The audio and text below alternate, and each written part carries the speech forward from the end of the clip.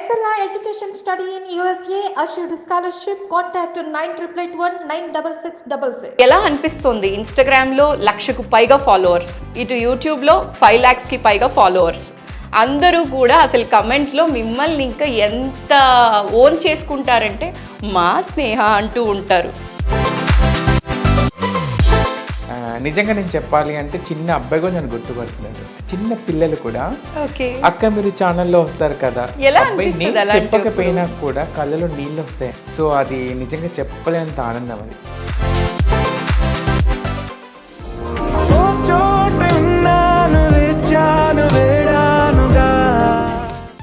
నిజంగా ఎందుకు అంటే తెలియనప్పుడు చూసే విధానం ఒకలా ఉంటుంది, మాట్లాడిన తరువాత ప్రతి ఒక్కళ్ళు అనుమానాలు ఏ విధంగా ఉన్నాయి అంటే, ఒకసారి నేను ప్రయాణం చేస్తున్నప్పుడు నా పక్కన కూర్చోడానికి కూడా ఇబ్బంది పడ్డారు.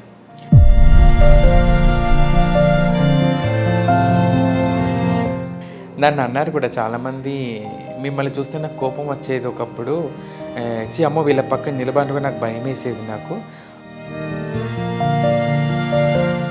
షార్ట్ పీరియడ్లో కాన్సెప్ట్స్ చేయడం అనేది చాలా కష్టం, అనుకున్నంత ఈజీ కాదు. ఈ కాన్సెప్ట్స్ ఎలా వస్తూ ఉంటాయి? లైక్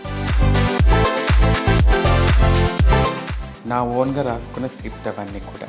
సో నాకు సపోర్ట్ చేసి నా పక్కన ఉన్న మా ఇంట్లో పిల్లలు ఉంటారు కదా, మాకు మేముగా అంటే ప్రాక్టికల్గా మేము అనుభవించిన బాధలను మాత్రం అక్కడ చూపిస్తున్నాం.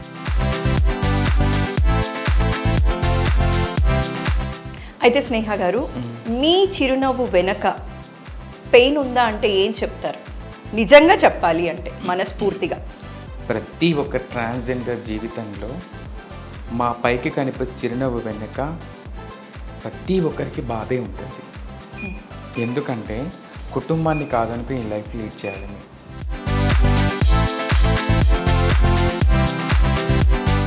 ఎండ్ ఆఫ్ ద డే మీరు అన్నారు 4 గోడల మధ్య కూర్చున్నప్పుడు బాధేస్తుంది అని చెప్పి, అలా మీరు ఒంటరిగా కూర్చున్న వెంటనే మీకు బాధ పెట్టే విషయం ఏంటి అంటే తక్కువని అనిపించేది ఏంటండి?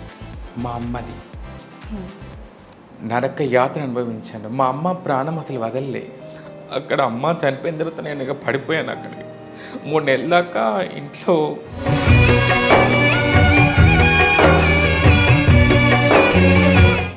అమ్మ ఎక్కడున్నా ఆవిడ ఆశీర్వాదం ఎప్పుడు మీపైనే ఉంటుంది.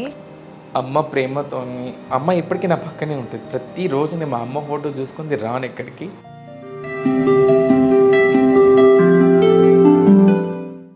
ట్రాన్స్జెండర్ చనిపోయిన తరువాత వాళ్ళ క్రతువులు అందరికీ జరిగినట్టు జరగవు, అర్ధరాత్రి దహనం చేస్తారు, చొప్పులతో మాల వేస్తారు, ఇట్లాంటివి రకరకాలుగా చెప్తూ ఉన్నారండి.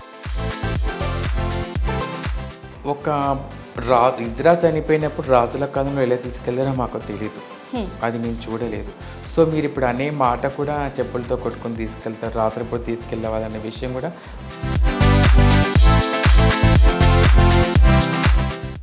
Welcome to I dream. నేను మీ సురేఖ. 2024లో కూడా ఇప్పటికీ కూడా ట్రాన్స్జెండర్స్ అంటే కొందరిలో మాత్రం తక్కువ అంచనానే ఉంది. వాళ్ళని చూసి విసుక్కుంటున్న వాళ్ళు కూడా ఇప్పటికీ ఉన్నారు అని చెప్పడంలో అతిశయోక్తి అయితే లేదండి.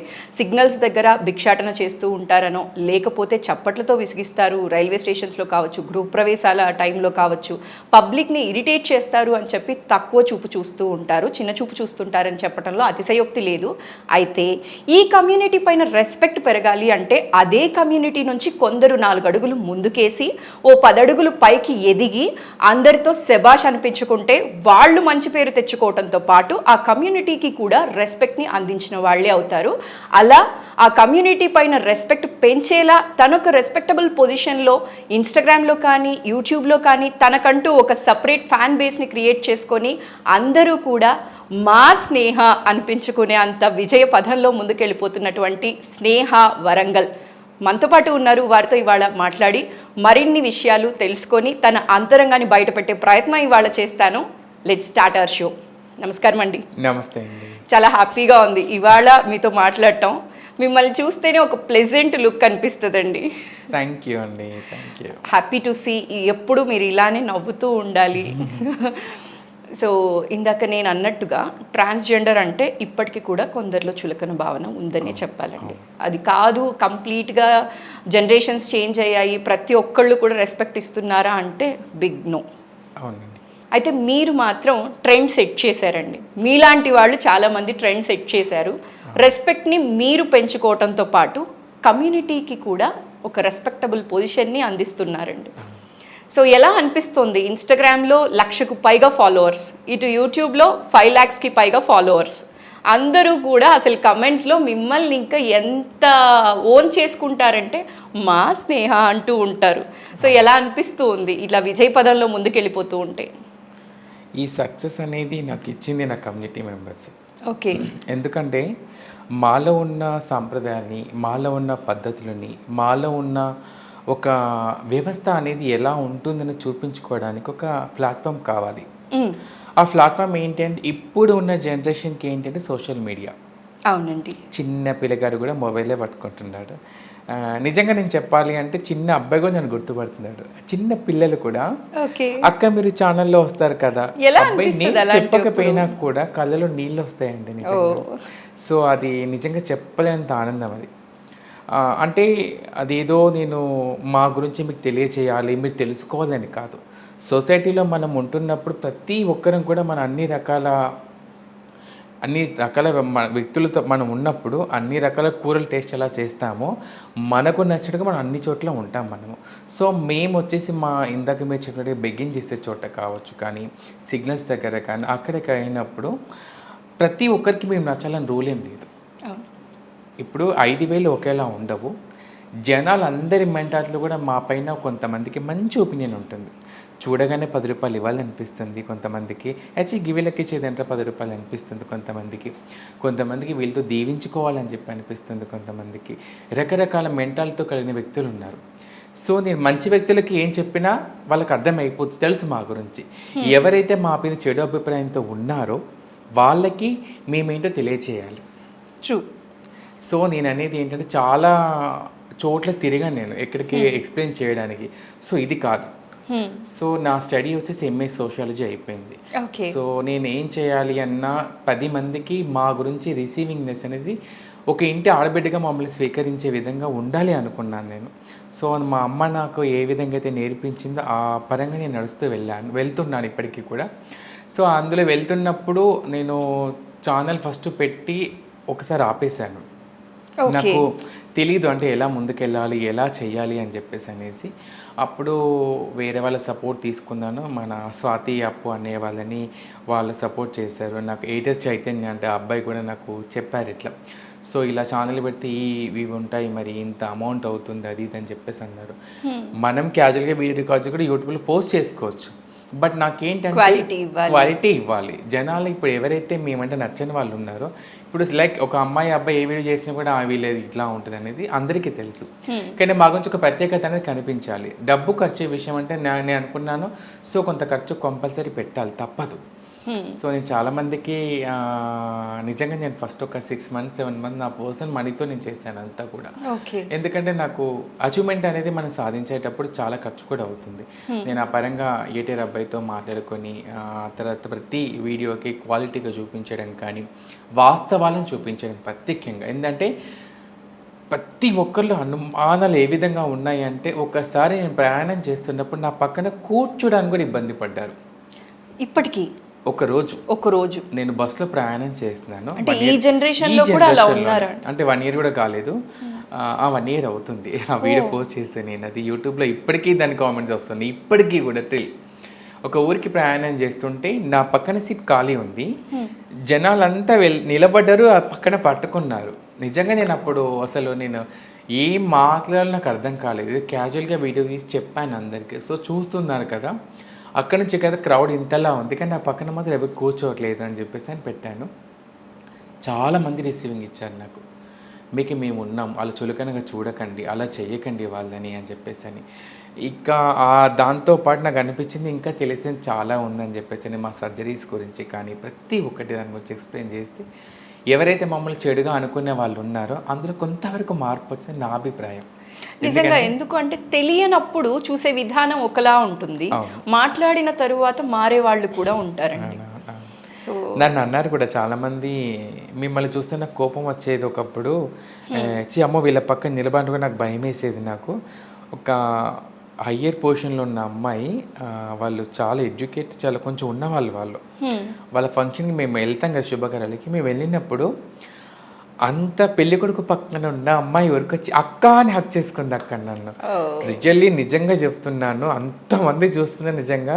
అక్క నాకు ఒకప్పుడు మీరంటే ఏంటో భయపడేది, మీ పక్కన నిలబడి నాకు ఏదో అనిపించేది అని చెప్పేసి అని హక్ చేసుకొని, డాడీ వీళ్ళకి మనము బ్లెస్సింగ్ తీసుకోవాలి, వీళ్ళకి మనం కట్నం ఇవ్వాలి వాళ్ళ పేరెంట్స్ చెప్తుంది. నాకు అంతకంటే నిజంగా అది ఆ అచీవ్మెంట్ అప్పుడు అనిపించింది, వా అని తెలియజేసింది. మా కమ్యూనిటీ మెంబర్స్, నాతో ఉన్న కమ్యూనిటీ మెంబర్స్ కూడా చాలా హ్యాపీగా ప్రౌడ్గా ఫీల్ అయ్యారు. ఎక్కడికైనా వెళ్ళినప్పుడు మనము మంచిగా ఆడుకుంటే పద్ధతిగా ఇస్తారు ఎవరైనా, కానీ ఓ 10 రూపాయలు దొరుకుని వాళ్ళు 5 రూపాయలు ఇస్తారు కావచ్చు. సో అక్కడ ఆ పరంగా రిసీవింగ్ అందుకుంటుంది. సో శుభకార్యాలకి వెళ్ళినప్పుడు ఏ విధంగా అడుక్కుంటాం మేము, మా చప్పట్లు ఎందుకు కొడతాం అని ప్రతి రకరకాలుగా చూపించాను. కొంత రిసీవింగ్ అయితే దొరికింది అక్కడ. సో అసలు మీరు మాట్లాడుతుంటేనే మీ కళ్ళల్లో ఆనంద బాష్పాలు అంటారు చూసారా, అది అలా తెరిలిపోతున్నాయి. అయితే స్నేహ గారు, ఇప్పుడు ఇన్స్టాలో చాలామంది ట్రాన్స్ ఉమెన్ ఏం చేస్తున్నారంటే వల్గారిటీ ప్రెజెంట్ చేస్తూ వీడియోస్ చేస్తున్నారండి. అయితే మీరు మాత్రం మీరు కాన్సెప్ట్స్ చేస్తున్నారు.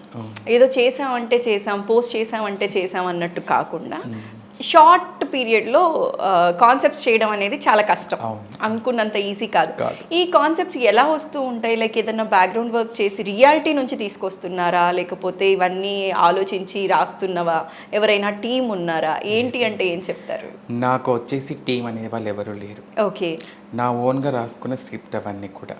సో నాకు సపోర్ట్ చేసి నా పక్కన ఉన్న మా ఇంట్లో పిల్లలు ఉంటారు కదా, మాకు మేముగా అంటే ప్రాక్టికల్గా మేము అనుభవించిన బాధలను మాత్రమే అక్కడ చూపిస్తున్నాము. నిజ జీవితంలో జరిగినవి అవన్నీ కూడా. నేను ఇందాక చెప్పాను కదా, బస్సులో మా పక్కన కూర్చున్నప్పుడు అదొక వీడియో తీశాను. ఆ తర్వాత రీసెంట్గా ఒక 3 వీడియోస్ బాగా వైరల్ అయ్యాయి కూడా. అంటే ఏంటంటే మా దాంట్లో చనిపోతే కూడా చివరి చూపు కూడా రానివ్వకుండా ఉన్న వాళ్ళు ఉన్నారు. ఆ వీడియో ఒక్క 24 అవర్స్కి 4 lakhs వ్యూస్ వెళ్ళిపోయింది ఆ వీడియో. చాలామంది నాకు అందులో ఒక రిసీవింగ్ కామెంటే పెట్టారు, అందు చాలామంది కూడా.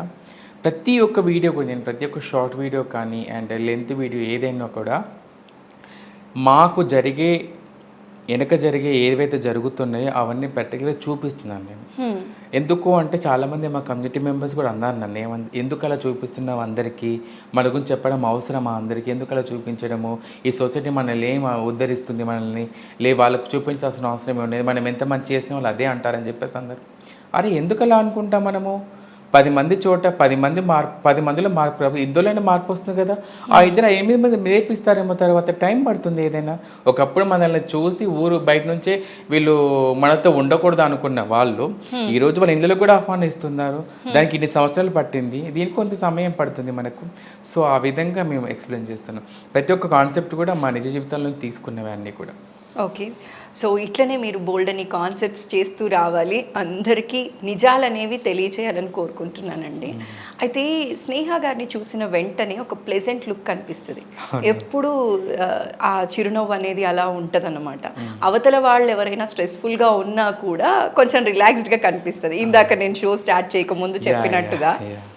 అయితే స్నేహ గారు, మీ చిరునవ్వు వెనక పెయిన్ ఉందా అంటే ఏం చెప్తారు? నిజంగా చెప్పాలి అంటే మనస్ఫూర్తిగా. ప్రతి ఒక్క ట్రాన్స్జెండర్ జీవితంలో మా పైకి కనిపించే చిరునవ్వు వెనుక ప్రతి ఒక్కరికి బాధే ఉంటుంది. ఎందుకంటే కుటుంబాన్ని కాదనుకుని ఈ లైఫ్ లీడ్ చేయాలి మేము. ఎప్పుడైతే మేము ట్రాన్స్గా మారుతామో కుటుంబానికి దూరం అయిపోవాలి, ఇటు సొసైటీ చీదరింపులు, ఫ్రెండ్స్ దూరం అయిపోతారు, చుట్టుపక్కల ఉన్న చుట్టాలందరూ కూడా దూరం అయిపోతారు. ఈ సొసైటీ ఏం చేస్తుందంటే క్వశ్చన్ మార్క్గా మమ్మల్ని చూడడమే కాకుండా మా ఫ్యామిలీని ట్రెస్ట్ చేస్తూ ఉంటుంది. మీ అబ్బాయి ఎందుకు ఇలా అయిపోయాడు, మీ అబ్బాయి డబ్బు కోసం ఇలా అయిపోయాడా, ఇలా వాళ్ళని చిత్రహింసలు పెట్టే మాటలు అనడం వలన మేము కుమిలిపోతూ ఉంటాం. వాళ్ళ ప్రేమ పొందలేము, వాళ్ళ ఫంక్షన్స్కి వెళ్ళలేము. ఎన్ని బాధలు ఉంటాయంటే మా మనసుకి, అవన్నీ పెట్టుకొని కూడా మా మనసులో బయటికి చిరునవ్వుతో నవ్వుతాం మేము. కానీ చూసే వాళ్ళకి ఏమనిపిస్తుంది అంటే ఇలా 10 రూపాయలు పెట్టుకొని చేతిలో 10 రూపాయలు పెట్టుకుని చప్పట్లు కొట్టుకొని వీళ్ళు సంపాదించుకుని ఇంటికి వెళ్ళి బిర్యానీ తిని పడుకుంటారు అనుకుంటారు. కానీ వాస్తవానికి అది ఏది కాదు. మేము ఒక ఫ్యామిలీ మెంబర్స్ లీడ్ చేస్తాం, మేము అదే విధంగా లీడ్ చేస్తాం. పర్సనల్గా 4 గోడల మధ్య మేము నరక యాతన అనుభవిస్తాం అంటే ఇప్పటికీ మీరు సొసైటీ నుంచి మీకు మంచి అభిమానం వస్తున్నప్పటికీ కూడా ఈ రోజుకి మీరు అలానే ఫేస్ చేస్తున్నారంటే నిజంగా ఏం చెప్తారండి? నేను ఒక్కదాన్ని సంతోషపడితే సరిపోదు కదండి, ఆ కమ్యూనిటీని చూసి అందరినీ చూసినప్పుడు బాధేస్తుంది. ఇప్పుడు నేను ఒక్కదాన్ని మంచిదనంటే సొసైటీ మొత్తం అయితే ఒప్పుకోదు కదా. ఎండ్ ఆఫ్ ద డే మీరు అన్నారు 4 గోడల మధ్య కూర్చున్నప్పుడు బాధేస్తుంది అని చెప్పి. అలా మీరు ఒంటరిగా కూర్చున్న వెంటనే మీకు బాధ పెట్టే విషయం ఏంటి అంటే తక్కువని అనిపించేది ఏంటండి? మా అమ్మది. నేను మా ఇంట్లో ట్రాన్స్జెండర్గా మారి బయటకు వచ్చి 14 సంవత్సరాలు, 14 ఇయర్స్, ఇప్పటికీ 15 సంవత్సరాలు అయిపోయింది. అప్పుడు మాకు ఒక సొంత ఇల్లు కూడా లేకుండే, మాకు రెంట్ హౌస్. మాకు అప్పుడు చుట్టుపక్కల వాళ్ళు మేము కనబడితేనే చీదిరించుకునే వాళ్ళు, దగ్గర కూడా అనిచ్చేవాళ్ళు. మా ఇంట్లో వాళ్ళు కూడా ఇలా మారిన తర్వాత మా వాళ్ళకి ఒప్పించుకొని ఇంటికి మధ్యరాత్రి పూట వెళ్ళొచ్చేదాన్ని. అంటే మాకు సొంతలు లేదు కాబట్టి అలా వెళ్ళొచ్చేదాన్ని. సొంతింటికి ఎలాగైనా వెళ్ళినా ఎవరు పట్టించుకునే వాళ్ళు కాదు కదా, వాళ్ళ ఇంట్లో వాళ్ళు ఉంటారని చెప్పి అనుకునేవాళ్ళు. నేను అలా వెళ్తే మా ఇంట్లో వాళ్ళు, చుట్టుపక్కల వాళ్ళు మా వాళ్ళని ఏమని కాళ్ళు చేపిస్తారో అని భయం అయిపోయేది నాకు. ఎందుకంటే అలా చేసిన వాళ్ళు కూడా ఉన్నారు కాబట్టి. మా అమ్మ ప్రేమను పొందడానికి మధ్యరాత్రి పూట వెళ్ళి అమ్మ ప్రేమను పొందొచ్చేదాన్ని. అది నరక యాత్ర అనుభవించేదాన్ని. తర్వాత కష్టపడి 4 రూపాయలు డబ్బులు పోగేసుకొని ఒక ఇల్లు కొనుక్కున్నాను నేను. ఆ ఇల్లు మా అమ్మ పేరు మీద రిజిస్ట్రేషన్ చేయించాను.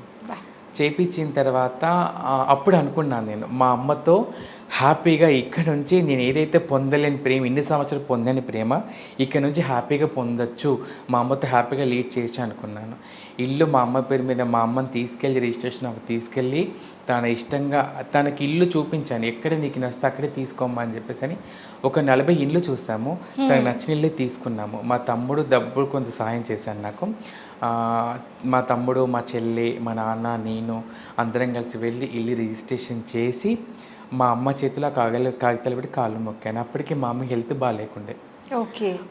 మా అమ్మ కొంచెం హెల్త్ డిసీజ్ ఉన్నట్టు, మా అమ్మకి హెల్త్ బాగుండిపోయేది. అమ్మకి ఊకే వెళ్ళినప్పుడల్లా నా గురించి ఎక్కువ బాధపడేది. ఎవరు నేను చూసుకుంటారు, ఇన్ని బాధలు పడుతున్నావు కదా, ఇన్ని ఎక్కువ న్యూస్లలో వచ్చేది కదా, పేపర్స్లలో కూడా అన్ని చోట్ల ఏదో ఒక న్యూస్ వచ్చేది. చిన్న దాన్ని కూడా పెద్దగా చేసేవాళ్ళు. అవన్నీ చూసినప్పుడు మా వాళ్ళు చాలా బాధపడేవాళ్ళు. అలా అన్నప్పుడు నేను ఇక నాకు ఏదో ఒకటి చేయాలని చెప్పి ఇల్లు కొనేసిన తర్వాత మా సొంత ఇంట్లో మా అమ్మ ఒక 24 రోజులు మాత్రమే ఉంది. ఇక హ్యాపీగా ఉందాం అనుకున్నప్పుడు 24 రోజుల తర్వాత అమ్మ చనిపోయింది ఆరోగ్యం. ఆ 24 డేస్ కూడా అమ్మ హాస్పిటల్లో లేదు, హాస్పిటల్లో ఇంట్లో లేదు. డైలీ హాస్పిటల్కి వెళ్ళడం, తీసుకెళ్ళి హైదరాబాద్ తీసుకురావడం, మళ్ళీ అక్కడ తీసుకెళ్ళడము. డాక్టర్స్ అందరూ చెప్పేశారు బతకదు మీ అమ్మ అని చెప్పేసి అన్నారు అక్కడ. ఆ తర్వాత నేను ఇక ఇంటి పెద్ద నేనే కాబట్టి మా చెల్లి బాధ్యత నేనే తీసుకోవాలి, మా తమ్ముడి బాధ్యత నేనే తీసుకోవాలి, వాళ్ళు చిన్నవాళ్ళు, నాన్న పెద్ద మనిషి, నాన్న బాధ్యత నేనే తీసుకోవాలి. నా కళ్ళ ముందే హాస్పిటల్లో మా అమ్మ చనిపోయింది. నేను ఏ ఇల్లు అయితే మా అమ్మ కొనిపెట్టానో మా అమ్మ డెడ్ బాడీ తీసుకొచ్చి ఆ ఇంట్లో పెట్టాను. నరక యాత్ర అనుభవించాను. మా అమ్మ ప్రాణం అసలు వదలలే. అంటే తనకు మాతో ఉండాలని చెప్పి చాలా ఉండే మా అమ్మకి. మా అమ్మ చెవుల్లో అంటే డాక్టర్స్ అన్నారు ఆమెకి బ్లీడింగ్ బాగా అవుతుంది, వదిలేయమని చెప్పండి. పట్టుకుంది నా చెయ్యి గట్టిగా. అప్పుడు నేను చాలా అమ్మ చెవులో చెప్పేసాను, అమ్మ ప్రాణం వదులు, నాన్న బాధ్యత, చెల్లె బాధ్యత నేను చూసుకుంటాను, నువ్వు ప్రాణం వదలమ్మా ప్లీజ్ అని చెప్పేసి అన్నాను. అక్కడ అమ్మ చనిపోయిన తర్వాత నేను ఇక పడిపోయాను. అక్కడికి 3 నెలల దాకా ఇంట్లో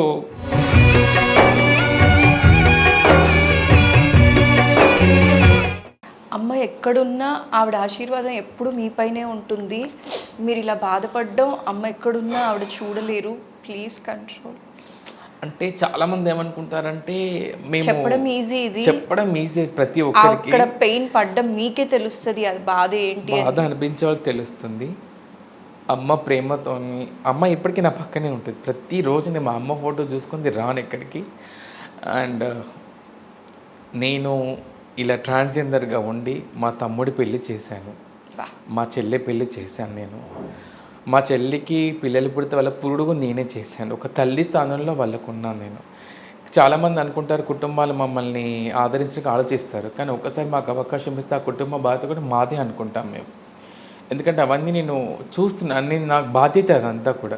మేము అనుకుంటారు చాలామంది వీళ్ళు ఇజ్రాగా అంతా వీళ్ళు విచ్చలవిడిగా లైఫ్ లీడ్ చేస్తారు అదే అనుకుంటారు, కానీ మాలో కూడా మా ఫ్యామిలీని చూసుకునే వాళ్ళం మేము ఉన్నాము. ఎంతో డబ్బు సంపాదించి కోట్లు సంపాదించుకున్న వాళ్ళు తల్లిదండ్రులు అనాథాశ్రమంలో వదిలేసి పోయే వాళ్ళే ఉన్నారు ఇప్పుడు, కానీ మేము అలా కాదు. ఎందుకంటే వాళ్ళని చెప్పి మేమేం తక్కువ చేయట్లేదు, ఎందుకంటే మమ్మల్ని అర్థం చేసుకుంటే మా ఫ్యామిలీస్కి మేము, ఎందుకంటే సొసైటీ అనే మాటల వల్ల మా ఫ్యామిలీని రిసీవ్ కాలేకపోతున్నాం మేము. మమ్మల్ని అర్థం చేసుకుంటేనే కదా మేము వాళ్ళతో లైఫ్లో, ఇప్పుడు నా తల్లి ప్రేమకు దూరమైన కారణం ఎవరు? సొసైటీ కదా. అవును. ఎందుకు సొసైటీకి ఏం పని మా మీద ఇట్లా క్వశ్చన్ చేయడానికి? ఒకరి సొమ్ము మేము తినట్లేదు, ఒకరిని బలవంతం చేయట్లేదు, మా బతుకు మేము బతుకుల్లో కూడా మా మధ్య ఇలాంటి రావడం వలన ఇన్ని బాధలు అనుభవిస్తున్నాం. ఒక్క మాట మీరు అన్నదానికి ఇంత బాధ ఉంది మా వెనకాల, నా ఒక్కదానికే కాదు, ప్రతి ఒక్క ట్రాన్స్జెండర్కి ఇలా బాధలు ఉంటాయి. ఎందుకంటే ఒక ట్రాన్స్జెండర్ ఇంట్లో అన్న పెళ్ళి అవుతూ ఉంటుంది, డబ్బులు పంపించు కానీ నువ్వు రాకు అంటారా అండి ఇలాంటి మాట? అంటే డబ్బులు మాత్రం కావాలి, మనిషి వద్దు. అలాంటప్పుడు ఆ మనిషి గుండెని ఎవరో పట్టి పిండేసినట్టు అనిపించదు? నరకం అండి. ఒక షాప్ ఓపెనింగ్కి వెళ్ళి ఆడుతాము పాడుతాము, 4 రూపాయలు సంపాదించుకొని వస్తాము, 10 రూపాయలు ఇంటి కోసం దాపెట్టుకుంటాము, 2 రూపాయలు మా ఖర్చుల కోసం దాపెట్టుకుంటాము. ఆ డబ్బులు ఇంటికి పంపించిన ప్రతి ఒక్క పేరెంట్, చాలామంది ఏమంటారంటే వాళ్ళ పిల్లల ఫంక్షన్కి వీళ్ళ పిల్లల ఫంక్షన్ మేము ఏం చూసుకున్నా కూడా సరేరా మంచిది అని చెప్పేసి అంటారు, కానీ ఇంటికి రమ్మని మాత్రం అనరు. ఎందుకంటే ఆ వచ్చే చుట్టాలందరూ వాళ్ళని ఇక్కడ క్వశ్చన్ చేస్తారు అని చెప్పేసి, నామమాత్రానికి రమ్మని పిలుస్తారు, మా ఫంక్షన్కి రా నువ్వు రా అని చెప్పేసి అంటారు. నామమాత్రానికి మాత్రమే. ప్రతిదీ మేము డబ్బుతోనే కొనుక్కోవాలండి.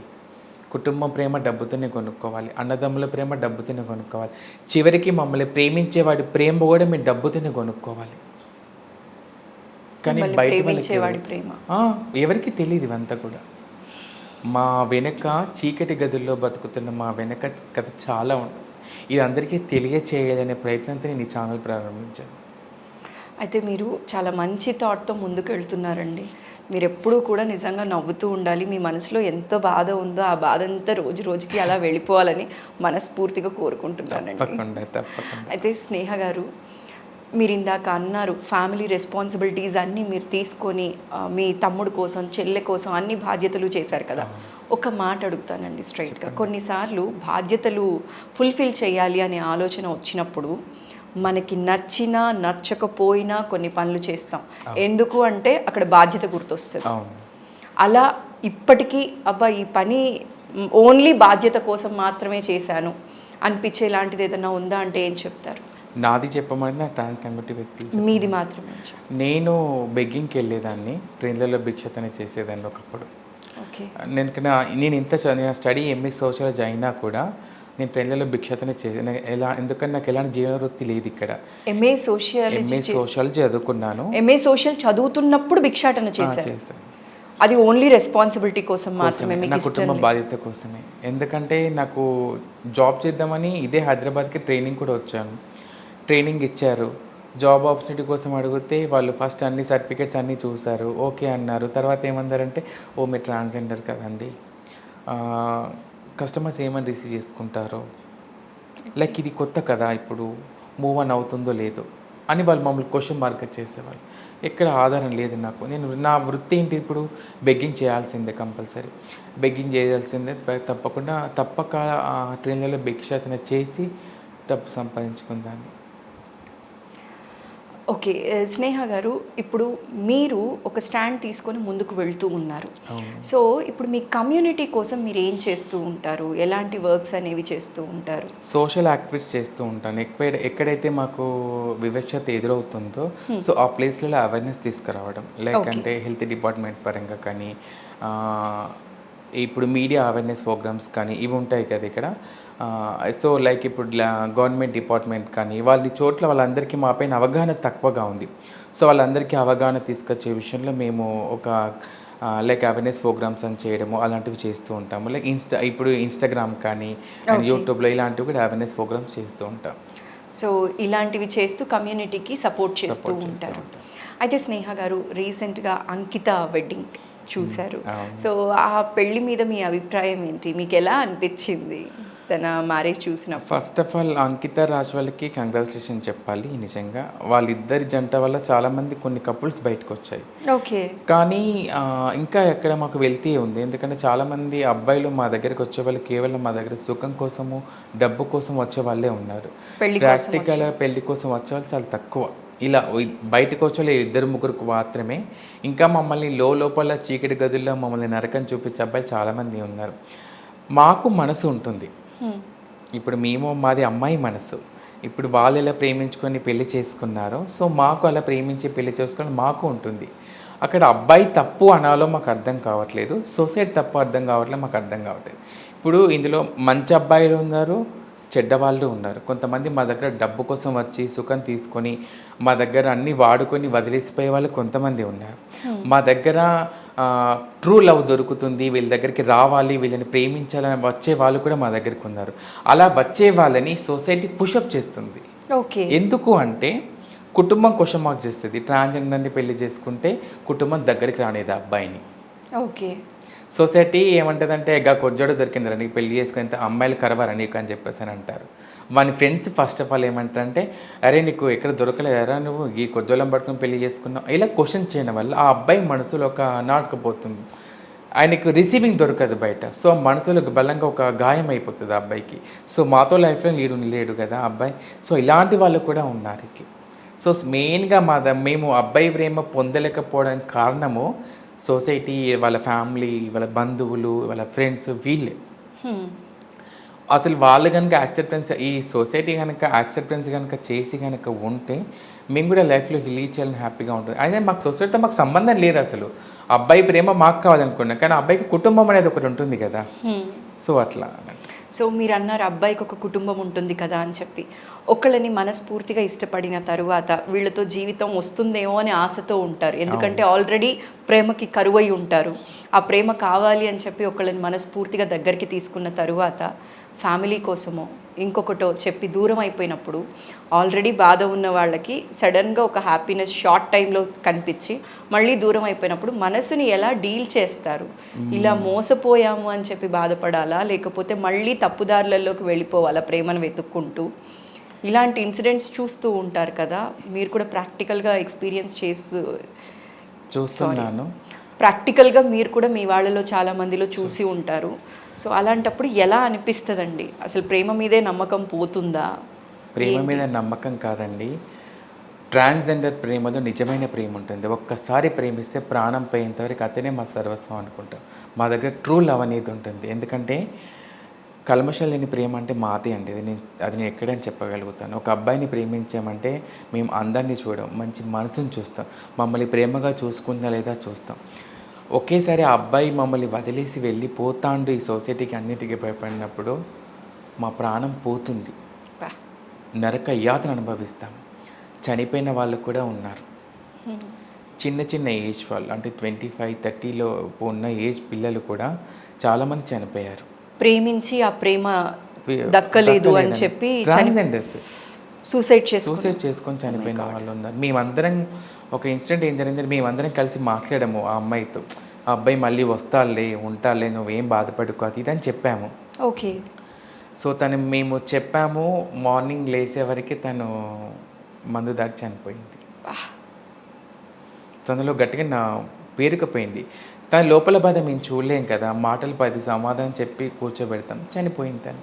ఇలా చాలామంది ట్రాన్స్జెండర్స్, మేము అబ్బాయి విషయంలో మోసపోయి చనిపోయిన వాళ్ళు చాలామంది ఉన్నారు. ప్రేమ దక్క కూడా చనిపోయిన వాళ్ళు చాలామంది ఉన్నారు. కుటుంబం ప్రెస్ కూడా ఏంటంటే అరే కొజ్జదాన్ని వదిలేసి రారా ఇక్కడికి అది ఇది అని చెప్పేసి అని బలవంతంగా తీసుకెళ్ళిన వాళ్ళు కూడా ఉన్నారు. ఆ అబ్బాయి మాతో ఉంటూ కూడా వాళ్ళు బలవంతంగా పట్టుకెళ్ళిన వాళ్ళు ఉన్నారు. అబ్బాయి వాళ్ళ ఇంటి ముందు ధర్నా చేసిన రోజులు కూడా ఉన్నాయి మా ట్రాన్స్జెండర్స్. ఆ అబ్బాయి మాకు కావాలి, నేను ఆ అబ్బాయి లేకపోతే బ్రతకలేనంటే చస్తే చావు, నిన్నెవరు రానిస్తారా ఇంట్లోకి అని చెప్పేసి. స్నేహ గారు, ఇప్పుడు మీరు అన్నారు చనిపోయారు అని చెప్పి, ఇలాంటివన్నీ చూసిన తరువాత ప్రేమ మీద విరక్తి కలిగిన వాళ్ళు కూడా ఉంటారండి. అవును. సో అలాంటి వాళ్ళు సొసైటీలో ఎలా లీడ్ చేస్తూ ఉంటారు లైఫ్ని? అంటే నాలాగా ఉంటారు, మీలాగా ఉంటారు. మీకు ప్రేమ మీద విరక్తి వచ్చిన స్టేజ్లో విరక్తి అని కాదు, నేను ఎవరిని నేను ప్రేమించి చూస్తున్నాను కదా సొసైటీలో. ఒక అబ్బాయిని నమ్మితే ఎలాంటి పరిణామాలు దారితీస్తాయి అనేది, ఒక అమ్మాయి చనిపోయి, ఒక ఇద్దరు ముగ్గురు చనిపోయారు, ఒక ఇద్దరు డల్ అయిపోవడము, డిప్రెషన్లోకి వెళ్ళిపోవడము, రకరకాలుగా ఉంటాయి అన్నట్టు. సో మనము ఉన్నామంటే 10 మందికి సహాయపడే విధంగా ఉండాలి. నేను ఇప్పుడు ప్రేమలో పడిపోయి, ప్రేమలో ములుగు తేలుతా ఉన్నానంటే నేను ఈ స్టేజ్ దాకా ఉండేదాన్ని కాదు ఇప్పుడు. ఓకే. అట్లా అని చెప్పి ప్రేమించుకొని సక్సెస్లో ఉన్న వాళ్ళు కూడా ఉన్నారు, అలా అని కాదు. ఇప్పుడు సొసైటీ ఏ విధంగా రిసీవింగ్ ఉంది మా పట్ల, అందుకోసమనే ఎట్లాంటి వాటివి కాకుండా మేము ఎక్కువ మా లవ్ అనే దాని మీద కొంచెం తక్కువ పెట్టేసుకున్నాం. ఓకే. సో ప్రెసెంట్ అయితే ఎమోషన్స్ ఏం లేవు, ప్రేమ లాంటిది ఏం లేదు. త్వరలో ఫ్యూచర్లో ఒకవేళ మిమ్మల్ని చెప్పాను కదా, నన్ను నిజంగా చెప్తాను అంటే ట్రూగా లవ్ చేసే అబ్బాయి మమ్మల్ని మా మనసును అర్థం చేసుకొని మాకు సపోర్ట్ చేసి నాకు భరోసా కల్పించి, నేను ఎలాంటి కార్యక్రమాలు చేసినా నా వెనక ఉంది, నీకు నేను ఉన్నాను భరోసా మాకు అబ్బాయి డబ్బు పెట్టకపోయినా పర్వాలేదు, బుక్కడి భోజనం పెట్టకపోయినా పర్లేదు, కానీ నీకు నేను ఉన్నానని చెప్పి భరోసా కల్పించే అబ్బాయి ఉంటే మాకు చాలు. మేము కోరుకునేది అది. అయితే స్నేహ గారు, మీ కోరిక నెరవేరాలని మనస్ఫూర్తిగా కోరుకుంటున్నానండి. చూద్దాం, let's hope for the best. అయితే ఒక మాట అండి, జనరల్గా ట్రాన్స్జెండర్ చనిపోయిన తర్వాత వాళ్ళ క్రతువులు అందరికీ జరిగినట్టు జరగవు, అర్ధరాత్రి దహనం చేస్తారు, చొప్పులతో మాల వేస్తారు, ఇట్లాంటివి రకరకాలుగా చెప్తూ ఉన్నారండి. ఎవరు కూడా చూడకుండానే శ్మశానానికి తీసుకెళ్తారు అని అంటారు. సో వీటిల్లో నిజానిజాలు ఏంటి అనేది వాళ్ళ వివరంగా చెప్తారా అండి? అసలు ఎలా ఉంటుంది ఆ ఫార్మాలిటీ కానీ ప్రాసెస్ కానీ? ఇజ్రా చనిపోయినప్పుడు రాజుల కాలంలో ఎలా తీసుకెళ్లారో మాకు తెలీదు, అది మేము చూడలేదు. సో మీరు ఇప్పుడు అనే మాట కూడా చెప్పులతో కొట్టుకొని తీసుకెళ్తారు, రాత్రిపూట తీసుకెళ్ళవాలనే విషయం కూడా మాకు తెలియదు. ఒకప్పుడు ఉండేనేమో తెలియదు, కానీ మేమైతే అంటే ఇప్పుడు అది అది మన దాన్ని ఏమన్నా ట్రెండింగ్ కోసం చేస్తున్నారో తెలియదు, లేకపోతే మీడియాలో రాస్తున్నారో తెలియదు, ఒకప్పుడు ఉండేదో మాకు తెలియదు. కానీ మా దాంట్లో మా పద్ధతులు హిజ్రా చనిపోతే ఎలా ఉంటాయంటే, ఒక పుణ్యశ్రీ చనిపోయినప్పుడు ఎలా తీసుకెళ్తామో అదే విధంగా మేము తీసుకెళ్తాము. పసుపుతో స్నానం చేపిస్తాము, కొత్త బట్టలు కట్టిస్తాము, పూలమాల వేస్తాము, గాజులు వేస్తాము, ఒడిబియ్యం పోస్తాము, పసుపు పెట్టించి బొట్టు పెట్టించి పుణ్యశ్రీ చనిపోతే ఎలా చేస్తామో అలా చేస్తాము. మీకు మరొక విషయం తెలుసా అండి, మా దాంట్లో మతం పరంగా కూడా మేము చేస్తాము. హిందూ పరంగా చనిపోతే హిందూ పరంగా వాళ్ళకి చేస్తాము. ఒకవేళ మా దాంట్లో ముస్లిం ఆచరణలో ఎవరైనా చనిపోతే, ఒకవేళ వాళ్ళు ఏమైనా మసీదులో డబ్బులు గిట్ల ఏమైనా కట్టి ఉంటే ఆ పరంగా ముస్లిం పరంగా చేస్తాము. ఒకవేళ క్రిస్టియన్ పరంగా ఎవరైనా ఉంటే క్రిస్టియన్ ప్రకారంగా మేము చేస్తాము. అది వాళ్ళు ఒకవేళ ముందుగా ఏమైనా చెప్పుకొని ఉంటే మేము ఆ ప్రకారంగానే వాళ్ళని గౌరవించి చేస్తాము దాన్ని కూడా మేము. ఓకే, అంతే తప్ప ఈ ఎక్కడో చూపించినట్టు ఇవన్నీ అయితే మాత్రం మూఢనమ్మకాలు లేదు. అంతా అంటే అదంతా మేము వాస్తవం అని చెప్పలేము, కానీ మేమైతే చనిపోయినప్పుడు నిజంగా మన ఛానల్లో ఒక వీడియో పెట్టి హిజ్రా చనిపోతే ఎలా తీసుకెళ్తారని చెప్పేసి అని చాలా మందికి ఆ వీడియో ద్వారా డౌట్ క్లారిఫికేషన్ అని చెప్పేసి నేను అనుకుంటున్నాను. ఆ వీడియో నాకు 1 మిలియన్ వ్యూస్ వెళ్ళింది. నాకు అనిపించింది ఒక 10 లక్షల మంది చూస్తారు చాలు. నాకంటే అంతవరకు అవగాహన అయితే దొరికింది. వాళ్ళకు కొంతమంది ఎక్స్ప్లెయిన్ చెప్తారని అట్లా. మళ్ళీ మీరు ఇంకో విషయం తెలిసే, మేము కార్యక్రమాలు ఉదయం పూటనే చేస్తాము, రాత్రిపూట చెయ్యం మేము. 6 తర్వాత మేము చెయ్యము, ఉదయం పూటనే చేస్తాం మేము. మళ్ళీ ఇంకోటి, మా దాంట్లో చనిపోయినప్పుడు అక్కడికి ముస్లిం వాళ్ళు కానీ పక్కన చుట్టుపక్కల అన్న వాళ్ళు అందరూ వస్తూ ఉంటారు అక్కడికి. మేము చనిపోయిన మాకు అక్కడ సపోర్ట్ చేస్తూ ఉంటారు, ఇది అవి తెచ్చి ఇవ్వడం అన్నీ చేస్తూ ఉంటారు అక్కడ మాకు. సో అది చెప్పులతో కొట్టుకొని అంతా కూడా లేదు, అదంతా కూడా. అయితే స్నేహ గారు, మీకు నేను ట్రాన్స్ ఉమెన్గా మారాలి అనే ఫీలింగ్స్ ఏ ఏజ్లో ఉన్నప్పుడు కలిగాయి, ఎలా చేంజ్ అయ్యారు? నేను 7th స్టాండింగ్లో ఉన్నప్పుడు నాకు కొంచెం అనిపించేది, నేను అమ్మాయిల పనులు చేయడము, అమ్మాయిల బోల్ తోమడము, ఇంట్లో పనులు చేయడము, చీర కట్టుకోవడం అలాంటివి చేసేది అన్నట్టు. సో అలా చేస్తున్నప్పుడు చుట్టుపక్కల వాళ్ళు హేళన చేయడము, ఇంట్లో వాళ్ళు అలా చేయడం నాకు అప్పుడు అర్థం కాకపోయేది. స్కూల్లో కూడా బాగా హరాస్ అయ్యేది నాకు ఎక్కువ, అందరు ఏడిపించేవాళ్ళు. నేను ఎక్కువ అమ్మాయిల పక్కన కూర్చోవడము అలా చేయడం వల్ల అందరు నన్ను ఏమనే వాళ్ళంటే, ఏంట్రా నువ్వు అంత అమ్మాయిల పనులు చేస్తున్నావు, అమ్మాయిలు ఆటలాడుతున్నావు ఏంటి. వాస్తవానికి నాకు కూడా తెలియదు నేను ఎందుకు అలా చేస్తున్నా అనేది. నేను 10th వరకు వచ్చినప్పుడు నాకు అనిపించింది, సో నేను అబ్బాయిని కాదు అమ్మాయిలా ఉన్న అబ్బాయిని అని చెప్పి నాకు అనిపించేది. సో నాకు అప్పుడు ఇన్నర్గా నేను ఎక్కడ చెప్పుకోలేను, అందుకని నా అలాంటి వాళ్ళు నేను కనబడితే ఏమని చెప్పుకుందాన్ని. నాకు అప్పుడు అలా నా లోపల బాధపడము, వాళ్ళ బయట వాళ్ళు అనే మాటలకి. అసలు యాక్చువల్లీ 8th క్లాస్ ఫస్ట్ వచ్చేదాన్ని. ఎప్పుడైతే ఈ యొక్క ఏడిపించడాలు అజ్జేడు ఎక్కిరించడాలు స్టార్ట్ అయిపోయినాయో వెనకబడిపోయేదాన్ని. ఎందుకు నన్ను ఒక్కరిని ఎందుకు ఇలా క్వశ్చన్ చేస్తారు వీళ్ళంతా అని. అప్పుడు నాకు ఇవన్నీ సొసైటీ గురించి ఆలోచన మైండ్ లేదు కదా అప్పుడు నాకు ఇవన్నీ. నాకు అప్పుడు ఎందుకు నన్ను ఇట్లా చేస్తాను వీళ్ళు, నేను ఒక్కదాన్ని. టీచర్స్ కూడా అవగాహన లేదండి అప్పుడు. టీచర్స్ కూడా మమ్మల్ని అనేవాళ్ళు, అరే ఏంట్రా అమ్మాయిల పనులు చేస్తామంతా, అరే వచ్చి ఇటు ఎక్కడ కూర్చోరా, సరిగ్గా నిలబడరా, ఇలా ఉండరా అని చాలా అరెస్ట్ చేసేవాళ్ళు. వాస్తవానికి భయపడేవాళ్ళం అప్పుడు. అమ్మో ఇలా ఉంటే ఎట్లా, నటించుకుని కూడా బతికేవాళ్ళం. ఆ ఏజ్ లో మీకు తెలియకుండానే మీ నడకలో కానీ అన్నిట్లో కానీ మార్పులనే నాకైతే చాలా మంది రాని అలాగే ఉంటుంది. బట్ అవగాహన లేకపోవడం వల్ల అలా జనాలు పాయింట్అవుట్ చేసినప్పుడు అది ఇంకా ఎమోషనల్గా మిమ్మల్ని ట్రిగర్ చేసేది. అయితే స్నేహ గారు, ట్రాన్స్జెండర్గా మారాలి అనుకునే వాళ్ళు ఎవరైనా మిమ్మల్ని అప్రోచ్ అయినప్పుడు మీరు వాళ్ళని ఎలా డీల్ చేస్తూ ఉంటారు? చాలామందికి ఫస్ట్ ఆఫ్ ఆల్ మేము ఏజ్ లిమిట్ అనేది మాకు ఉంటుంది. 18 ఇయర్స్ తర్వాతనే మా దాంట్లోకి వస్తారు ఎవరైనా. చిన్న పిల్లలు ఎవరైనా ఫస్ట్ వాళ్ళ ఫ్యామిలీస్కి అప్పచెప్పేస్తాం మేము. ఇంకోటి 18 ఇయర్స్ తర్వాత వచ్చిన వాళ్ళకి ఫస్ట్ మేము కౌన్సిలింగ్ ఇప్పిస్తాం ఫస్ట్ ప్రతి ఒక్కరికి. అంటే మాలో సంతోషాలని బాధలని మేము పడే ఏవైతే ఉన్నాయో అవమానాలు కానీ అన్నీ ఎక్స్ప్లెయిన్ చేస్తాం. సో అవన్నీ వాళ్ళు విని ఒకవేళ ఒప్పుకొని వస్తే వాళ్ళ ఇష్టానికి వదిలేస్తాం. వచ్చే వాళ్ళందరినీ మీరు రండి అని చెప్పి మేము చెప్పాము. ఎందుకు అంటే ప్రతి ఒక్కరికి ఎక్స్ప్లెయిన్ చేస్తాం, ఇది కరెక్ట్ కాదు నాన్న, సో ఇలా ఉందని నీకు రిసీవింగ్ దొరుకుతుంది. ఒక పాయింట్ షర్ట్ వేసుకొని ఉన్నా కూడా వాడు జాబ్ చేసుకొని బతకగలుగుతాడు. కానీ ఇలా చీర కట్టుకుంటే మాత్రం వాడు నలుగురిలో అవమాన పాలు కావడానికే బాధపడుతూ ఉంటాడు. ఎందుకంటే ఎక్కడ జాబు ఇవ్వరు, ఎక్కడ ఏది ఇవ్వరు. ఒక విషయం గుర్తుపెట్టుకోండి, ఇలా మేము ఏ ఇంట్లోనే ఒక పిల్లగాడు పుడితే మేము వెళ్ళి దీవించడానికి మాత్రం పనికొస్తాము. కానీ అదే ఇంట్లో మేము పుడితే మాత్రం ఒప్పుకోరు. ఇక్కడే అర్థమవుతుంది కదా. సో వచ్చే వాళ్ళకి మేము అదే ఎక్స్ప్లెయిన్ చేస్తాం, ఇలాంటి బాధలు ఉంటాయి నాన్న, ఇట్లా అది ఇది అని చెప్పేసి అని అంటాము. చూసే జనాలకు అర్థం కావాలి. చిన్నపిల్లలు పుడితే మమ్మల్ని పిలిపించుకొని దిష్టి తీసి మాతో ఆడించి పాడించి అబ్బాయికి దీవెనలు ఇవ్వండి అమ్మా అని చెప్పేసి అంటారు. అప్పుడు మేము కావాలి. కానీ అదే ఇంట్లో ఒక ట్రాన్స్జెండర్గా మేము అలా పుట్టి ఇలా మారుతామంటే మాత్రం ఒప్పుకోరు. అలాంటి సొసైటీలో మనం బతుకుతున్నాం. సో వచ్చే జనరేషన్కి అవన్నీ ఎక్స్ప్లెయిన్ చేస్తాం మేము. ఆ తర్వాత చాలామంది మా దాంట్లో వచ్చినప్పుడు ఫ్యామిలీస్కి చెప్పి రారు ఎవరు కూడా. ఏ ఫ్యామిలీ మెంబర్ ఒప్పుకోరు కూడా ట్రాన్స్గా మారుతామంటే. నేను కూడా మా ఇంట్లో చెప్పకుండా బయటకు వచ్చిందాన్ని. అలా ప్రతి ఒక్కరు బయటికి వచ్చేస్తారు. వచ్చిన తర్వాత చాలామంది పోలీస్ వాళ్ళ దగ్గర మాకు ఎంక్వైరీ చేస్తే మా దగ్గర తెలిస్తే మేము తీసుకెళ్ళి అప్పచెప్పేస్తాం పోలీస్ వాళ్ళకి. తీసుకెళ్ళండి, మాకేం ప్రాబ్లం ఏం లేదు. ఎందుకంటే తన మానసిక స్థితిని తెలుసుకోండి. కొట్టడము, చిత్రహింసలు చేయడం అవి చాలా చేస్తారు. పేరెంట్స్ ఎక్కువ ఏం చేస్తారంటే కుటుంబ సభ్యులు ఏం చేస్తారంటే ఇలా అమ్మాయిల పనులు చేయకుండా కొట్టడము, తిట్టడము, నరక యాతన చూపిస్తారు. హాస్పిటల్ తీసుకెళ్ళి వాళ్ళ కరెంట్ షాక్ పెట్టించడం అలాంటివి చేయడం, నరక యాతన చూపిస్తారు వాళ్ళకి. ఎంత చేసి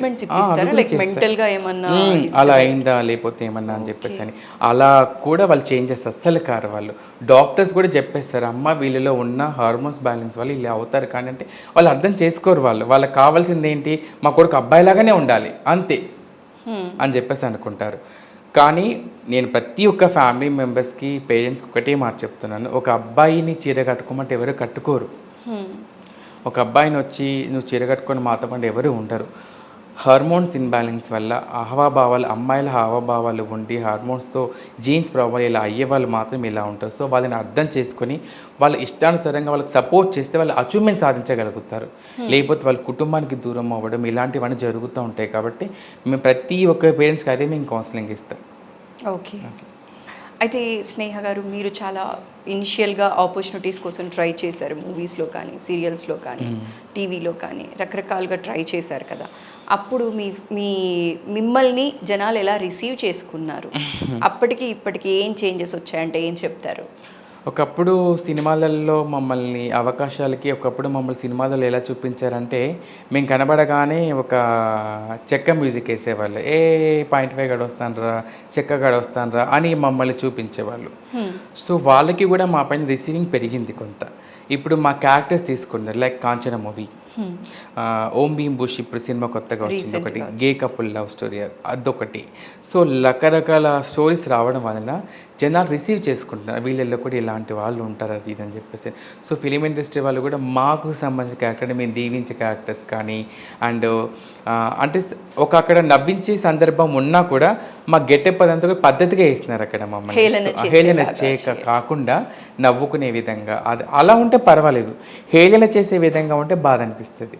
ఒక 10 మందిని మేము నవ్విస్తున్నామంటే సంతోషమే మాకు అది, కానీ ఎక్కిరిస్తున్న విధంగా ఉంటే మాత్రం తట్టుకోలేము అక్కడ. సో మాకు ఇప్పుడు క్యారెక్టర్స్ కూడా అలాంటివే ఇస్తుందని మాకు అండ్ కొంచెం పర్లేదు ఇప్పుడు దాంట్లో కూడా. నేను మూవీస్లో ఫస్ట్ ట్రై చేశాను, తర్వాత నాకు ఒకరి ద్వారా నాకు ఒక అవకాశం వచ్చింది, ATM వెబ్ సిరీస్లో ఒక అవకాశం వచ్చింది. వాళ్ళు నన్ను ఆఫీస్కి పిలిపించి, దిల్ రాజు గారు ఆఫీస్కి పిలిపించి నా ఫొటోస్ అవన్నీ తీసుకొని నా బాడీ లాంగ్వేజ్ అంతా చూశారు. వాళ్ళంతా చూసి సుబ్బరాజు గారి పక్కన ఒక చిన్న రోల్ ఇచ్చారు నాకు ATM వెబ్ సిరీస్లో. ఆ తర్వాత అది అయిపోయిన తర్వాత నాకు తరుణ్ భాస్కర్ సార్ గారు ఒక మంచి అవకాశం ఇచ్చారు. అందులో కూడా మంచి రోల్ ఇచ్చారు నాకు. అందులో చిన్నప్పటి రోల్ ఇచ్చారు, అందులో పెద్దయ్యాక రోల్ ఇచ్చారు ఒకటి. అందులో మంచి రోల్ చేశాను ఒకటి, మంచి గుర్తింపు కూడా వచ్చింది. ఆ మూవీ ద్వారా నాకు మంచి రిసీవింగ్ వచ్చింది నాకు అది. ఆ తర్వాత జీ తెలుగులో మమ్మల్ని ఈ మూవీస్ వచ్చిన తర్వాత నన్ను జీ తెలుగులో నన్ను గెస్ట్గా పిలిచారు నన్ను. సో ఇట్లా మీరు వచ్చి ఒక అమ్మాయికి కథలో వచ్చి మేము కనపడ్డామని చెప్పేసానంటే ఆ అమ్మాయి మమ్మల్ని పిలిపించి స్టేజ్ మీద మాతో దీవించుకుంది. చాలా బాగా రిసీవింగ్ వచ్చింది. ప్రతి ఒక్క ఇంట్లో వాళ్ళు ఆ ఛానల్ చూసిన ప్రతి ఒక్కరు మమ్మల్ని బాగా రిసీవ్ చేసుకున్నారు. ఆ తర్వాత మన బీబీ జోడీ ప్రోగ్రామ్కి కూడా వెళ్ళాను మా టీవీలో. అక్కడ కూడా రాధా మేడం గారు వీళ్ళు కనబడితే వీళ్ళతో మనం బ్లెస్సింగ్ తీసుకోవాలి, వీళ్ళని గౌరవించాలి అని మా గురించి చాలా బాగా వివరించి చెప్పారు అక్కడ కూడా. సో అక్కడ ఆ అవకాశాల కోసం ఒక్క అవకాశం కోసం వెళ్ళాను. ఆ తర్వాత వాటి వెనక ఇవన్నీ వచ్చాయి నాకు.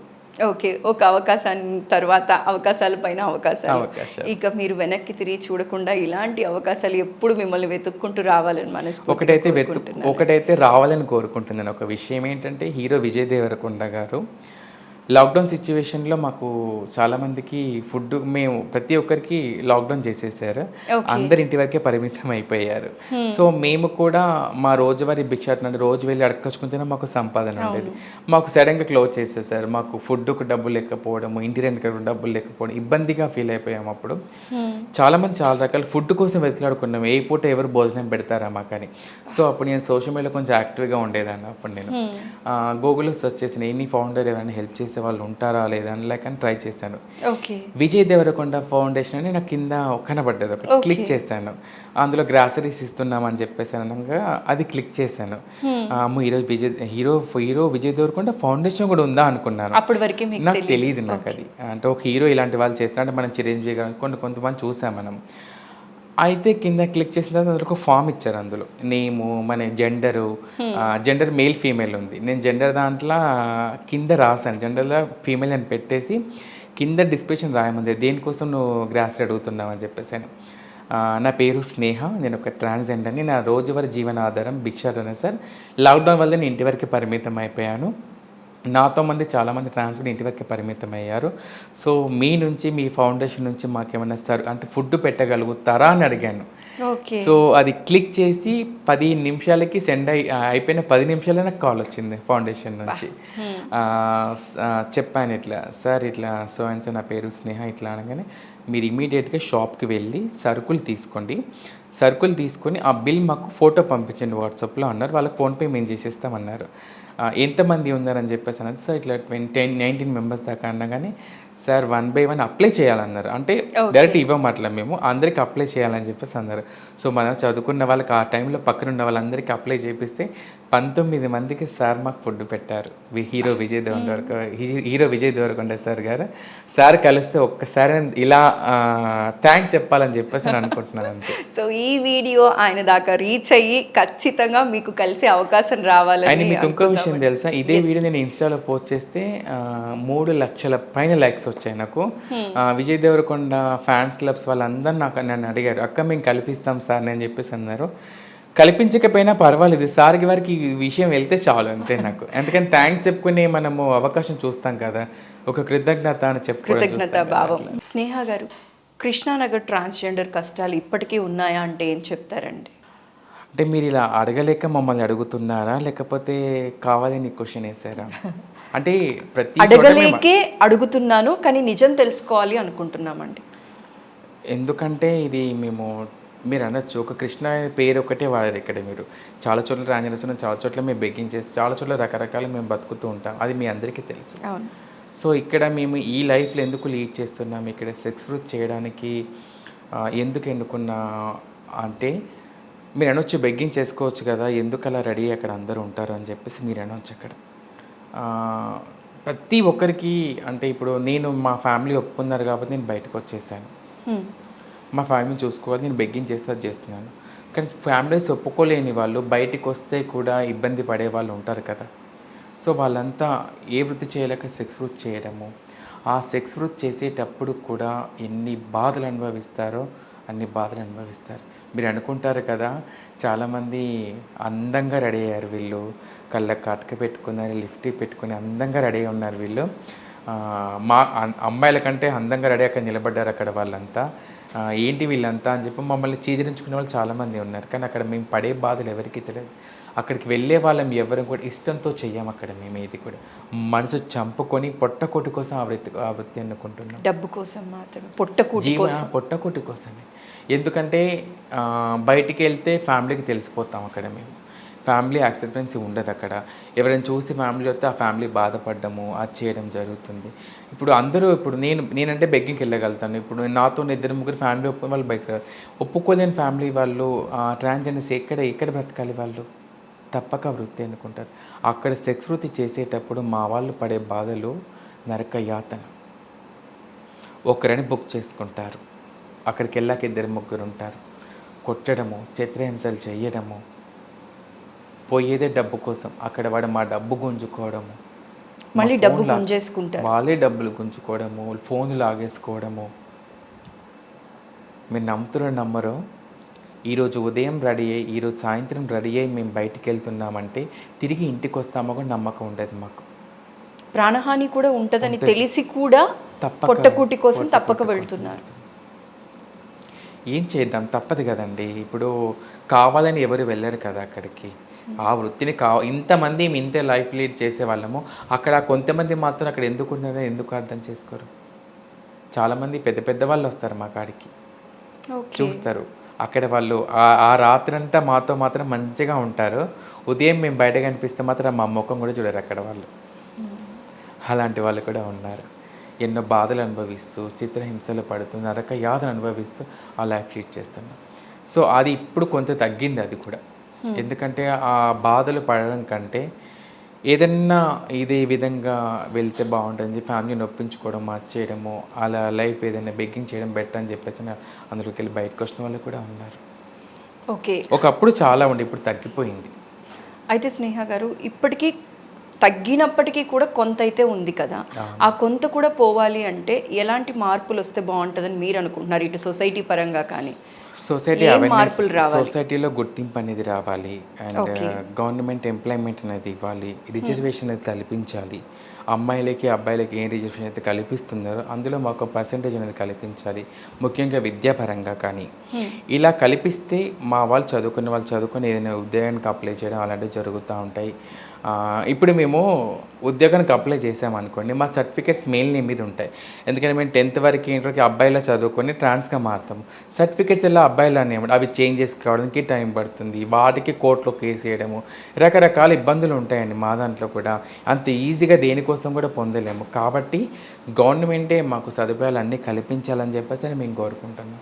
సర్జరీకి వెళ్ళాలి అనుకునే ట్రాన్స్జెండర్కి అప్రాక్సిమేట్గా ఎంత కాస్ట్ అనేది పడుతూ ఉంటుందండి? మినిమం ఒక ట్రాన్స్జెండర్ అబ్బాయి నుంచి ట్రాన్స్గా మారాలి అంటే మినిమం ఒక 5 లక్షల ఖర్చు అవుతుంది. ఓకే, సో ఈ ఖర్చు బేర్ చేసుకోవాలి అంటే ఆల్రెడీ పొట్టకూటి కోసమే కష్టపడుతూ ఉంటారు, మళ్ళీ సర్జరీకి వెళ్ళాలి అంటే ఎలా మేనేజ్ చేస్తారండి? ఇవన్నీ చెప్పాం కదా ఇందాక, మేము డబ్బులు కొన్ని పోగేసుకోవడము, జమ చేసుకొని. ఎందుకంటే మేము అబ్బాయిలుగా బతకలేకనే కదా ఇలా జీవించాలనుకునేది. ఇన్ని బాధలు పడి, ఇంత అవమానాలు పడి, ఇన్ని దెబ్బలు పడి, నరక యాతన అనుభవించి, ఇలా సెక్స్ వృత్తి చేసి, అన్నీ చేసి, డబ్బులు జమ చేసుకొని ఇలా బతకడం కోసం, అమ్మాయిలా బతకడం కోసం ఇన్ని బాధలు అనుభవిస్తాను. సో సర్జరీ అనేది ఎందుకు చేసుకోవాలి చేసుకోవాలంటే మేము అమ్మాయిలా ఉండాలి కాబట్టి మేము తప్పకుండా సర్జరీ చేసుకోవాలి, ఎంత ఖర్చైనా పర్వాలేదని చేసుకుంటాం. కొంత మా గురువులు ఖర్చు పెడతారు ఫస్ట్ మాకు, ఆ తర్వాత వాళ్ళకి మేము మళ్ళీ ఇచ్చేస్తాం అది మేము అట్లా. Okay, thank you so much Sneha గారు. మీరు బిజీగా ఉన్నప్పటికీ కూడా ఈరోజు మా కోసం మా స్టూడియోకి వచ్చి చాలా విషయాలు మాతో పంచుకున్నారు. మీరు దేవుడిని బాగా నమ్ముతారని కూడా నేను కొన్ని వీడియోస్ అవి చూశాను. రీసెంట్గా అరుణాచలేశ్వర స్వామి గిరి ప్రదక్షిణకి కూడా వెళ్ళున్నారు. సో ఆ స్వామి అనుగ్రహంతో అర్ధనారీశ్వర స్వామి అవతారం అని అంటారు కదా, అర్ధనారీశ్వర స్వామి అవతారంలో ఉన్న మీలాంటి వాళ్ళందరికీ మంచి జరగాలి, స్వామి కృప ఎప్పుడూ ఉండాలని మనస్ఫూర్తిగా కోరుకుంటున్నానండి. Thank you so much. Thank you so much మీకు కూడా. Thank you.